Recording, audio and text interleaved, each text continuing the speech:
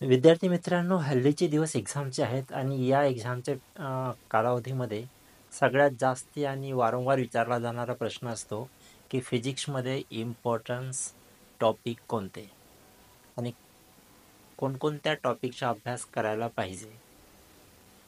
Important डेरिव्हेशनची list मागितली जाते. Important numericals, फॉर्म्युले, चॅप्टरचे नाव सांगा, टॉपिकचे नाव सांगा. असे अनेक प्रश्न असतात विद्यार्थ्यांचे, जे सर्वसामान्यपणे सगळ्या विषयांच्या बाबतीत पण असेच प्रश्न असतात.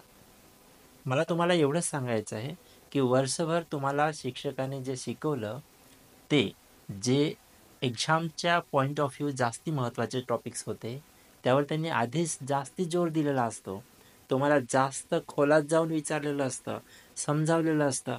तुम्हाला वारंवार ते प्रश्न टेस्टमध्ये टाकलेले असतात.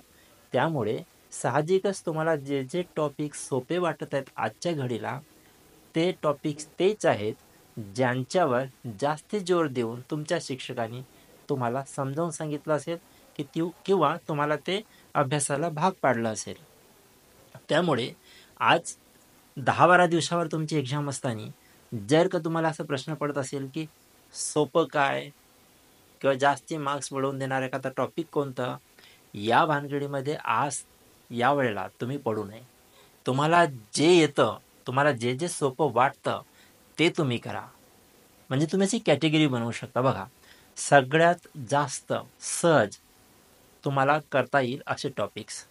नंतर जे मॉडरेट लेव्हलमध्ये तुम्हाला करता येतील असे टॉपिक आणि जे थोडे येतात पण थोडं मेहनत लागेल असे टॉपिक आणि जे टॉपिक्स तुम्हाला अजून माहीतच नाहीत किंवा तुम्ही त्याचा अभ्यास अजून केलेलाच नाहीत, त्यांना तुम्ही स्पेशली ड्रॉप करू शकता.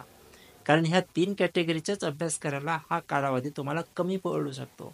एखाद्या वेळेला समजा तुमचे हे सगळे टॉपिक्स कंप्लीट होत असतील आणि तुमच्याकडे शिल्लक असेल काही वेळ, तर मात्र तुम्ही मग नवीन टॉपिकबद्दल विचार करू शकता. पण या घडीला माझं तुम्हाला फक्त एवढंच मार्गदर्शन राहील, की तुम्हाला जे सोपे वाटतं, तेच तुम्ही करा. जे तुम्हाला येतं, तेच तुम्ही करा. कारण तुम्हाला काही गोष्टी ऑटोमॅटिक येत नाही आहेत. तुम्हाला वर्षभर आम्ही शिकवताना ज्या गोष्टीवरती जोर देऊन शिकवलं, ज्या गोष्टी जास्ती खोलात जाऊन एक्सप्लेन केल्या, ज्या गोष्टी आम्ही तुमच्याकडून करवून घेतल्या, त्या गोष्टी तुम्हाला आज सोप्या वाटत आहेत. लक्षात घ्या, की जर का परीक्षेमध्ये प्रश्न विचारला गेला असेल, क्वेशन नंबर 3 फॉर 2 मार्क्स आणि तो सोपा आहे की कठीण आहे या गोष्टीला अर्थच नाही. कारण परीक्षेमध्ये 2 मार्क्स तुम्हाला मिळणारच मिळणार. आणि आणखी एक महत्त्वाची गोष्ट, ज्याप्रमाणे तुम्हाला माहीत नाही की परीक्षेत काय विचारलं जाईल, परीक्षकाच्या मनात काय आहे, त्याप्रमाणेच परीक्षकाला सुद्धा माहीत नाही की तुमच्या मनात काय आहे आणि तुम्हाला काय येतं. तुमच्या दृष्टीने काय सोपं आणि काय कठीण त्याला काहीच माहीत नाही. त्यामुळे तुम्हा दोघांमध्ये कुठल्याही प्रकारचं कॉमन असं बिंदूच नाही आहे. म्हणून तुम्ही हा विचार करूच नका, की तुम्हाला हे अतिशय सोपं जाणारा एक टॉपिक आहे, तो परीक्षेला विचारणार नाही आणि एखादा कठीण जाणारा टॉपिक आहे, तोच नेमकं परीक्षेला विचारेल.